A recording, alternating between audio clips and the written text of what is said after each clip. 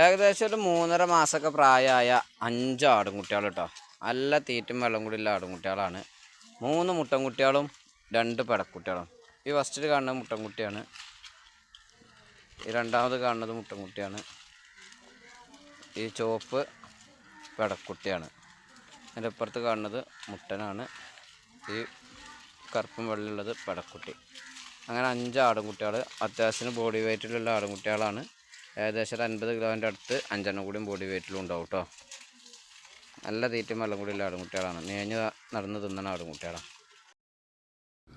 അപ്പോൾ വളർത്താൻ അനുയോജ്യമായ ഈ 5 കുട്ടികൾക്കും കൂടി ഉദ്ദേശിക്കുന്ന വില 24,000 രൂപയാണ്.